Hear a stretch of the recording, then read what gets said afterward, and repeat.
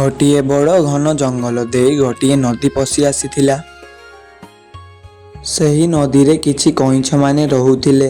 ଦିନେ ସେମାନେ ବସି ମିଟିଂ କରୁଥିଲେ। ଆରେ ଶୁଣ, ମୁଁ ହଉଛି ତମମାନଙ୍କର ରାଜା। ମୁଁ ଯାହା କହିବି ତମକୁ ସେୟା କରିବା ପାଇଁ ପଡ଼ିବ। ତ ଶୁଣ ମୁଁ କ'ଣ କହୁଛି। ଆମର ଖାଇବା ଦିନକୁ ଦିନ ସରିବାକୁ ଆସିଲାଣି। ଏବେ ଆମକୁ ଖାଇବା ଖୋଜିବା ପାଇଁ ଅନ୍ୟ ଜଙ୍ଗଲକୁ ଯିବା ପାଇଁ ପଡ଼ିବ। ତ ସବୁ ଜଙ୍ଗଲକୁ ଜଣେ ଜଣେ କରି ଯିବ। ଆଉ କିଛି କିଛି ଖାଇବା ନେଇ ଆସିବ, ନହେଲେ ଆମେ ଖାଇବା କ'ଣ? ସମସ୍ତେ ବୁଝିପାରିଲ ତ? ଆଉ ସେମାନେ ଏମିତି କଥା ହେଉଥିଲେ, ହଠାତ୍ ସେମାନଙ୍କ ଉପରକୁ ଗୋଟେ ଜାଲ ପଡ଼ିଗଲା। ସେହି ଜାଲଟି ଗୋଟିଏ ଶିକାରୀ ପକାଇଥିଲା। ଆଉ ସେ ଶିକାରୀ ସେମାନଙ୍କୁ କହିଲା, ଆରେ ଏତେ ଗୁଳା କଇଁଛ, ଆଜି ତ ମୁଁ ମାଲାମାଲ ହେଇଗଲି। ଏବେ ଏତେ ଗୁଳା କଇଁଛକୁ ମୁଁ କେମିତି ନେବି? ଶୁଣ କଇଁଛ ମାନେ, ତମେମାନେ ଏଇଠି ରୁହ। ମୁଁ ତମମାନଙ୍କ ପାଇଁ ଶଗଡ଼ ନେଇ ଆସୁଛି। ତାପରେ ମୁଁ ତମମାନଙ୍କୁ ନେଇଯିବି। କଇଁଛମାନେ ବି ଜାଲରେ ଫସିକି ଥିଲେ। ସେମାନେ ବା କେମିତି ବାହାରି ଯିବେ? ତାପରେ ଶିକାରୀ ସେଠାରୁ ଚାଲିଗଲା। ଆଉ ତା କିଛି ସମୟ ପରେ ଗୋଟିଏ ହରିଣ ସେଠାକୁ ଆସିଲା। ଆରେ ହରିଣ ଭାଇ, ଜଲ୍ଦି ଏ ଜାଲକୁ କାଟିଦେ। ଆମକୁ ଗୋଟିଏ ଶିକାରୀ ଫସାଇ ଦେଇଛି। ସେ ଏବେ ଶଗଡ଼ ଆଣିବା ପାଇଁ ଯାଇଛି। ଆଉ ଆମକୁ ଶଗଡ଼ରେ ନେଇ ବଜାରରେ ବିକିଦେବ। ଆମେମାନେ ମରିଯିବୁ। ତୁ ଜଲ୍ଦି ଏ ଜାଲ କାଟିକି ଆମମାନଙ୍କୁ ବଞ୍ଚାଇ ଦେ। ତା କିଛି ସମୟ ପରେ ହରିଣ କହିଲା, ଆରେ ହଉ ମୁଁ କାଟି ଦଉଛି। ତମେ ଏତେ ଛାନିଆ କ'ଣ ପାଇଁ ହଉଛ? ସେ ଶିକାରୀ ଆସିଲେ କିଛି ବି କରିପାରିବ ନାହିଁ ତମର। ମୁଁ ଏବେ ଜଲ୍ଦି ତମର ଜାଲ କାଟି ଦଉଛି। ତମେ ଏକବାରେ ଟେନସନ୍ ନିଅନି। ଏତିକି କଥା କହି ହରିଣ ସେ ଜାଲକୁ କାଟିବା ପାଇଁ ଲାଗିଲା।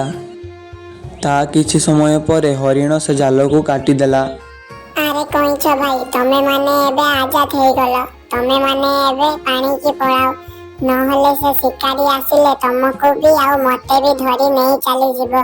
ତମେ ଜଲ୍ଦି ପାଣିକି ପଳାଅ, ଆଉ ମୁଁ ଏଠାରୁ ଚାଲି ଯାଉଛି। ଆରେ ହଁ ହରିଣ ଭାଇ, ମୁଁ ପାଣିକୁ ପଳାଉଛି, ଆଉ ତମେ ଜଙ୍ଗଲକୁ ପଳାଅ। ତମକୁ ଯଦି ଜୀବନରେ କେବେ ବି କିଛି ଦରକାର ପଡ଼ିବ, ମୋ ଦ୍ୱାରା ସମ୍ଭବ ହବ, ତ ମୁଁ ସେଇଟା ନିହାତି କରିବି। ଏବେ ତମେ ପଳାଅ। ତା କିଛି ସମୟ ପରେ ଶିକାରୀ ସେଠାକୁ ଶଗଡ଼ ନେଇ ଆସିଲା।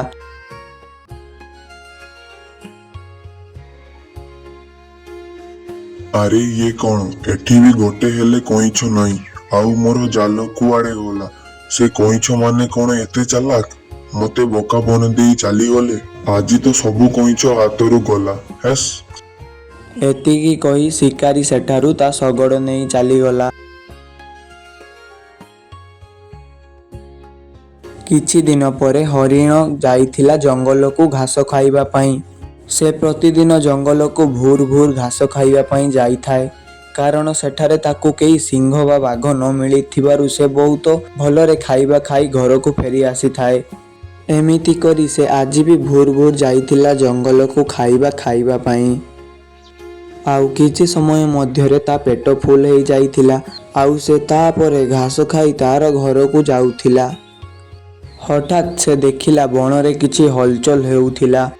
ଆଉ ସେହି ସମୟରେ ହଠାତ୍ ତା ସାମ୍ନାକୁ ଗୋଟିଏ ବାଘ ଆସିଗଲା। ଆଉ ସେ ଗର୍ଜନ କରିବା ପାଇଁ ଲାଗିଲା। ଏହା ସବୁ ଦେଖି ହରିଣ ବହୁତ ଡରି ଯାଇଥିଲା। ଆଉ ସେ ଡରିକି କହିଲା, ଆରେ ମୁଁ ତ ଆଜି ମରିଗଲି। ଏ ବାଘ ସାମ୍ନାକୁ କ'ଣ ପାଇଁ ଆସିଲି? ମୁଁ ତ ଜଲ୍ଦି ଘରକୁ ପଳାଇଥାନ୍ତି।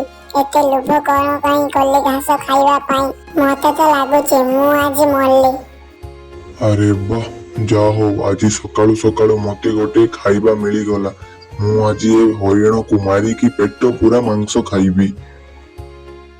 ଶୁଣ ହରିଣ, ତୋର ଶେଷ ଇଚ୍ଛା କ'ଣ କହିଦେ, କାରଣ ମୁଁ ତତେ ଆଜି ମାରି ଖାଇଦେବି। ତୋର ଶେଷ ଇଚ୍ଛା ନ ପୂରଣ ହେଲେ ମୋର ପାପ ହବ। ତ ସେଥିପାଇଁ ତୁ ତୋର ଶେଷ ଇଚ୍ଛା ପୂରଣ କରି ମରିଯା। ଜଲ୍ଦି କହ, ତୋର କ'ଣ ଶେଷ ଇଚ୍ଛା ଅଛି? ଆରେ ମହାରାଜ, ମୋର କିଛି ଶେଷ ଇଚ୍ଛା ନାହିଁ। ତମେ ମତେ ବାସ୍ ନଦୀ କୂଳକୁ ନେଇଯାଅ। ସେଠି ମୁଁ ମୋର ଗୋଟିଏ ସାଙ୍ଗକୁ ଦେଖା କରିବି। ଆଉ ତାପରେ ତମେ ମତେ ମାରି ଖାଇଦବ। ଏଇଟା ହଉଛି ମୋର ଶେଷ ଇଚ୍ଛା। ଆରେ ତୋ ଉପରେ ମୋର ଟିକେ ବି ଭରସା ନାହିଁ। ମୁଁ ବି ଯାଉଛି ତୋ ସହିତ, ତୁ ଚାଲ। ନହେଲେ ତୁ ଯଦି ଆଉ କୋଉଠି ଚାଲିଯିବୁ, ମୁଁ ଆଜି ସକାଳେ କିଛି ଖାଇବା ପାଇଁ ପାଇବିନି। ତୁ ଚାଲ ଏବେ ମୋ ସହିତ, ମୁଁ ବି ଦେଖିବି ତୋର କିଏ ସାଙ୍ଗ। ଆଉ ଏତିକି କଥା କହି ବାଘ ବି ତା ସହିତ ଚାଲିଲା ତାର ସାଙ୍ଗକୁ ଦେଖିବା ପାଇଁ।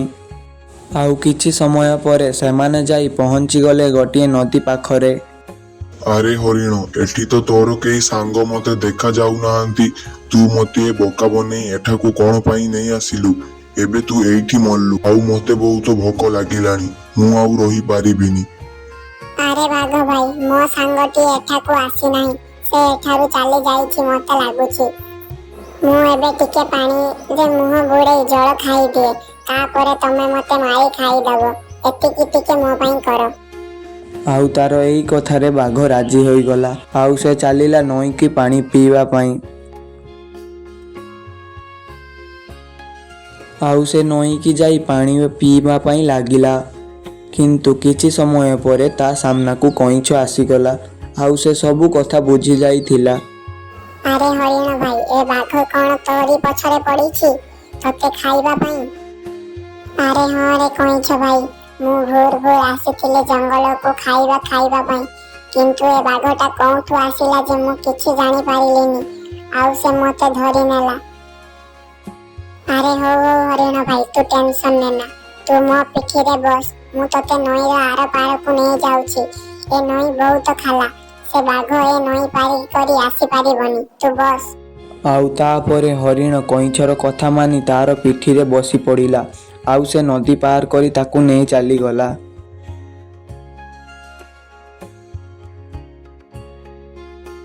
ଏସବୁ ଦେଖିକି ବାଘ ଦୌଡ଼ି ଆସିଲା।